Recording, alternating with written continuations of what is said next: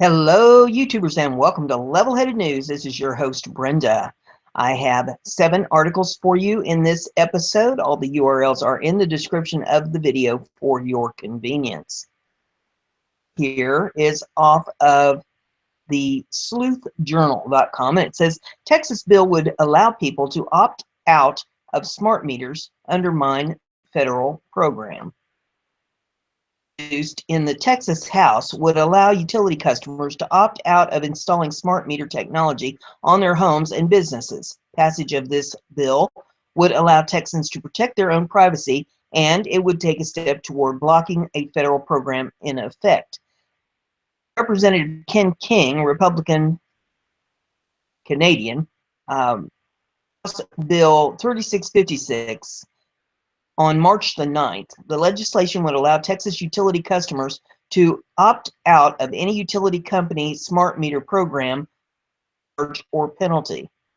Smart meter monitor home energy usage in minute detail in real time. The device transmits data to the utility company where it gets stored in databases. Anybody with access to a and download it for analysis without specific criteria, limiting access to the data. These devices create significant privacy issues. Smart meters can also be used to remotely limit power usage during peak hours.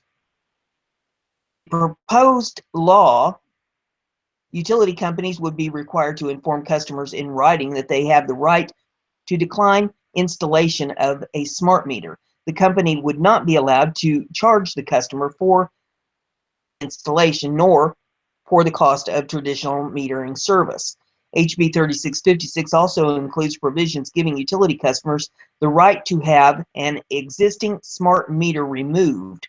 The company would be allowed to charge the customer the cost of installing an additional meter. The proliferation of smart meters creates significant privacy concerns.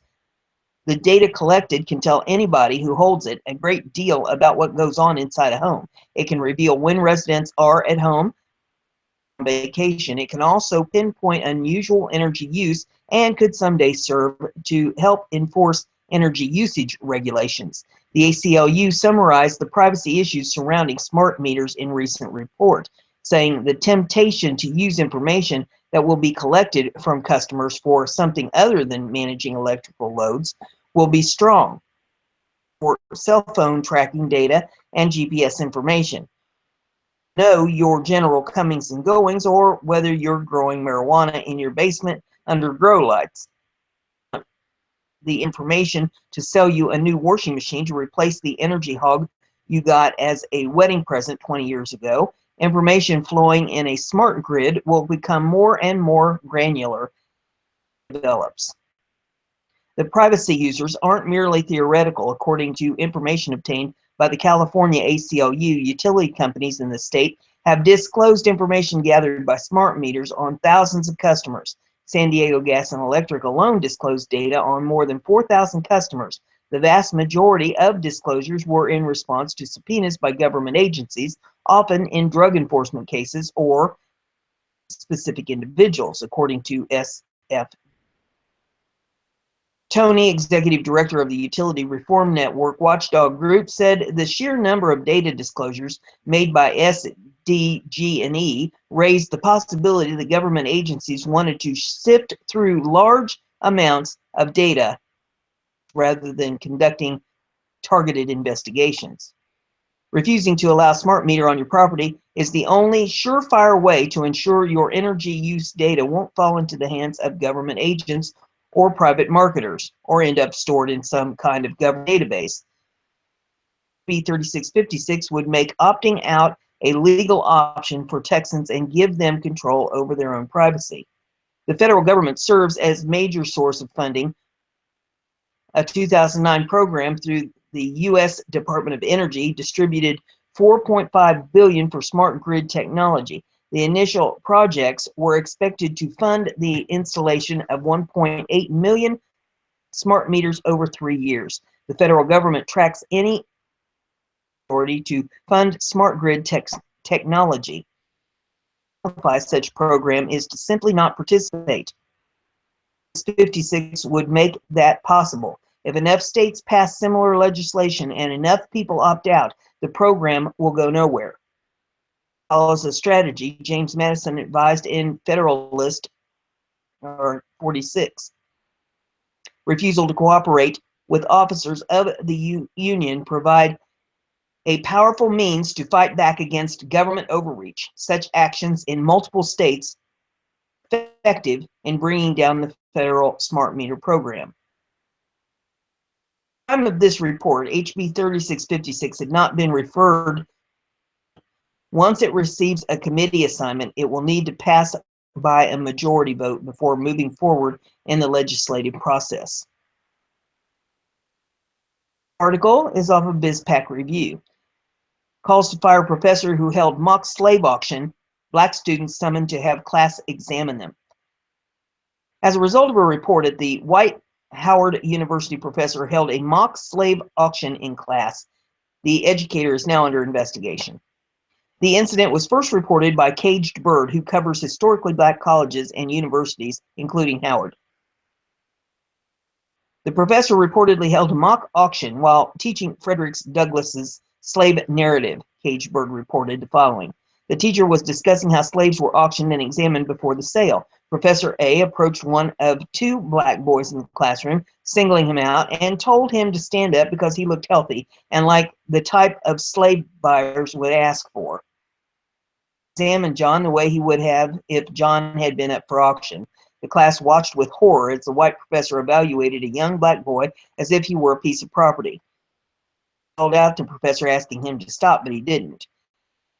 He turned this way and that in front of the class and told the other students to examine the boy's teeth, height, weight, and strength. Professor A asked me to stand up, and I reluctantly did so. John, the male student singled out, said. I stood up because I didn't expect him to do or say the things he did and said.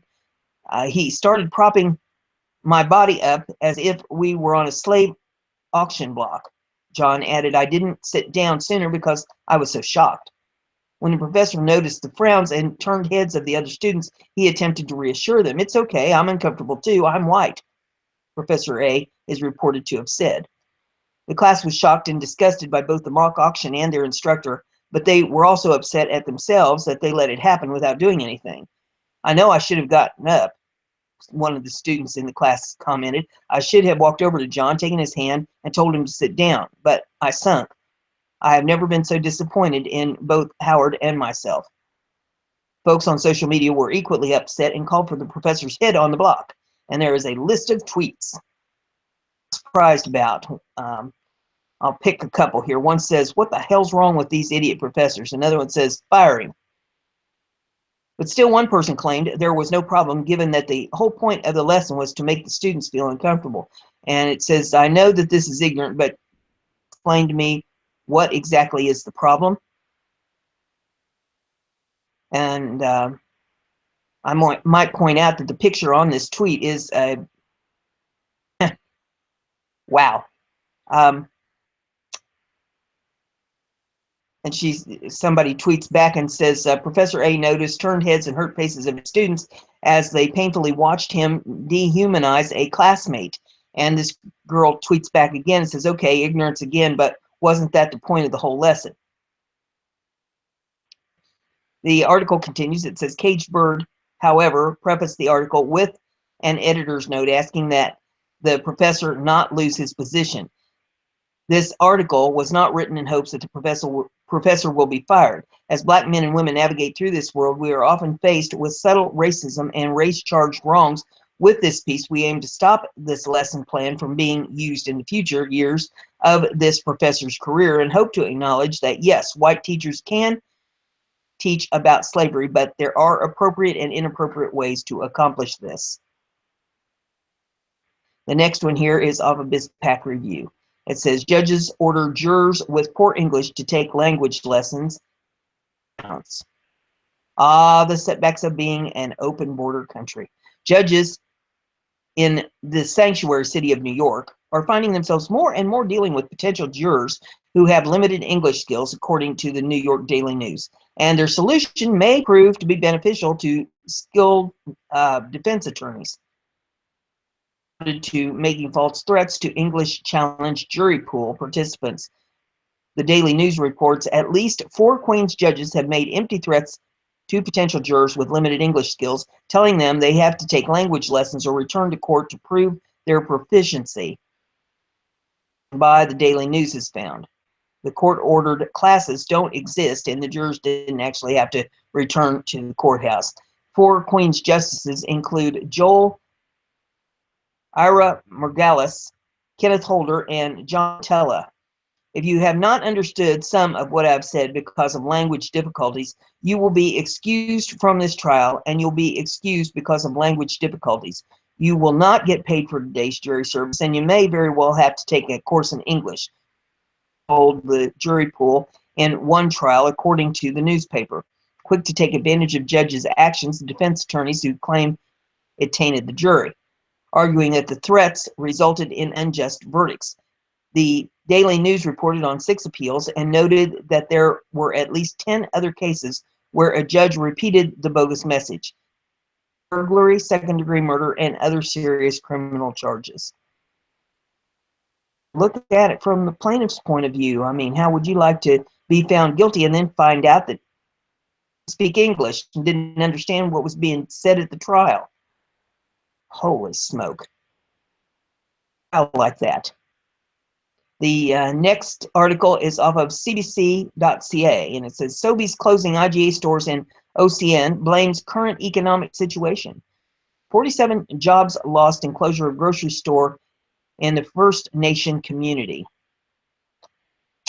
Another blow to beleaguered region. 47 jobs will be lost on Opawaska Cree Nation near the Pass Man when IGA store there closes in the coming weeks. The area is already bracing for the closure of the Tolko paper mill in early December, while leaders from OCN are also mulling whether to move the band's casino to Winnipeg because of lack of business. Manitoba, let's see, these are links here. It says Manitoba steps to assist sale of Tolko mill, deal still not complete. Tolko Industries depart from the pass almost like a death blow, mayor says, and the pass braces for another blow as casino looks to relocate. The article goes on and it says the region has also been hit by shutdown of the port of Churchill and reduces service down the rail line from the pass to Churchill. The shelves of the IGA are bare in preparation for the closure. Sobeys, the company that owns IGA, says the store will close permanently in the next few. The current economic situation in the community and the continued underperformance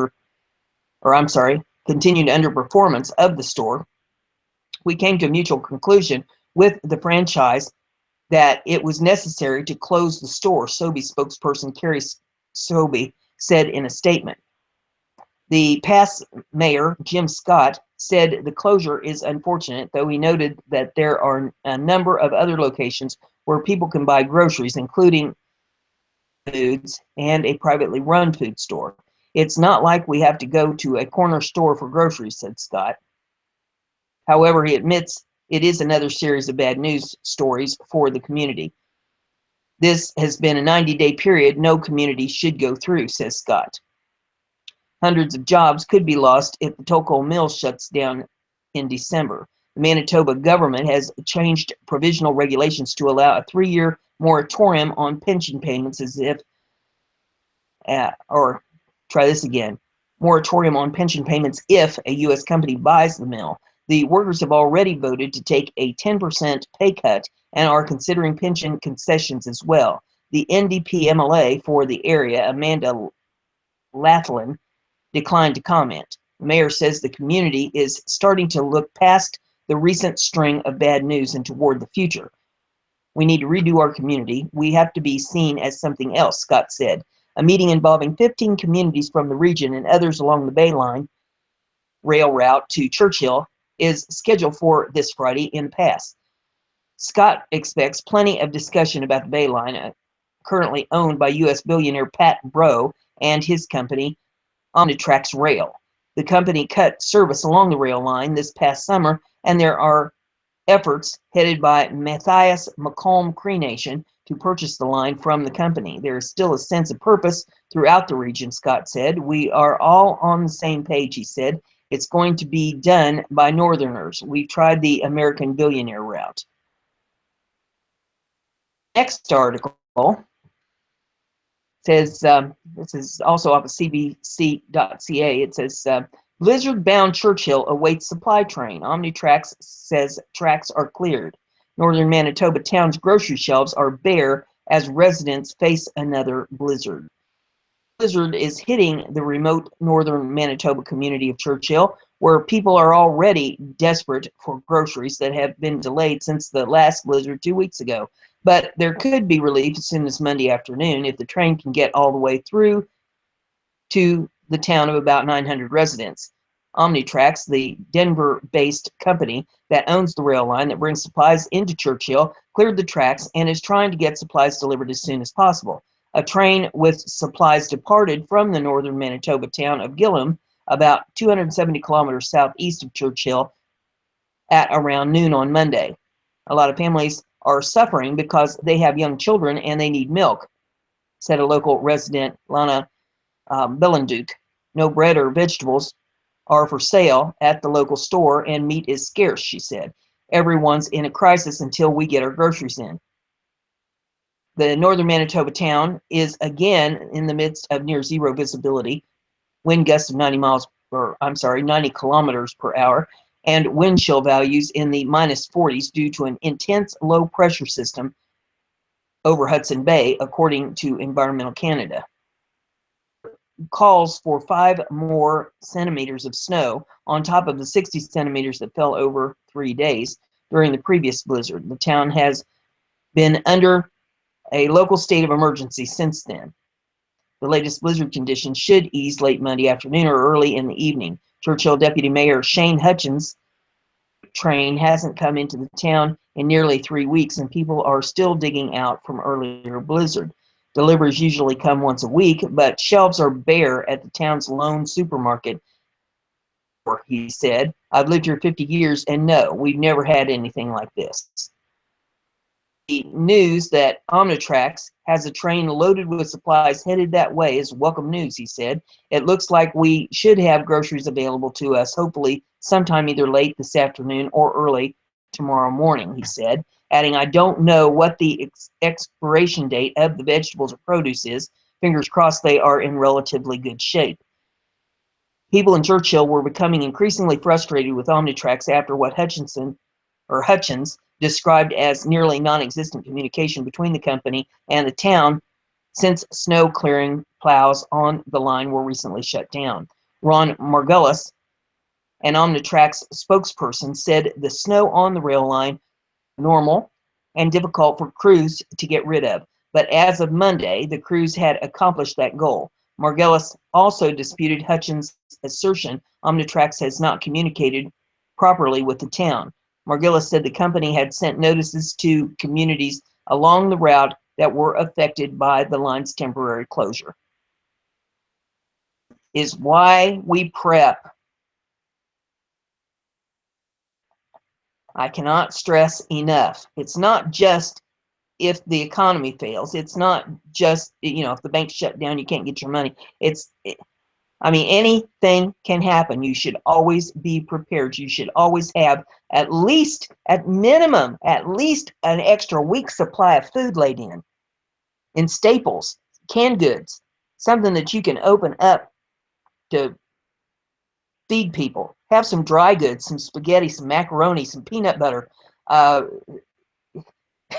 canned fruit, some canned vegetables. If nothing else, in a state of emergency, you can open up a can of something and heat it up. A little fire pit in the backyard to heat something up. You should always be prepared. You can't always get fresh food if there is an emergency. So you should be able to have something on hand. Be prepared. Do not count on the government or your community to protect you. You are your own best friend. Crying out loud. With babies, are you kidding me? They don't have some powdered milk laid in? just in case of an emergency. Wow. Okay, let's move on. The next one here. It's off of ENE News. It says, nuclear investigator worry over underground explosions at Fukushima. New data shows molten fuel is dropping lower each day, melting deeper into the ground below the plant. Disaster far worse than public is being told. Why aren't we reading about this everywhere? Excerpts from column by Robert Kringley. Kringley is best-selling author, and his work has appeared in the New York Times, Newsweek, and Forbes. He wrote in 2009 that there is a place for nuclear power in our energy future, dated February 17th of 2017. It says, here's why I am writing about this subject and taking me seriously. Back in 1979, I was hired by the White House to help investigate the nuclear accident at 3 Mile Island. My friend Robert Bishop, whom I consulted for this column, was the only American at Chernobyl.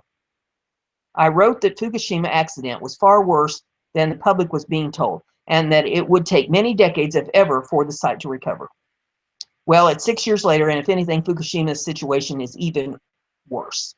Far from being over. The nuclear meltdown is continuing, the public health nightmare increasing. Why aren't we reading about this everywhere? The most recent evidence means there is a puddle of molten uranium that has melted its way through the steel pressure vessel, through the reinforced concrete containment, through the reinforced concrete foundation of the nuclear facility, and is now working its way through whatever rock or soil lies underneath the foundation, dropping lower each day. If the molten uranium hits an underground aquifer, such as spread could get even worse.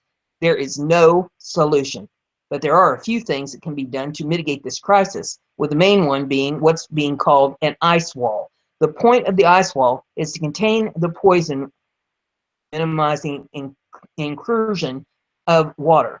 Starve the puddle of water, the idea goes, and just let the uranium do its thing. Water is bad because the uranium's heat will turn it into hydrogen and oxygen, which will then explode.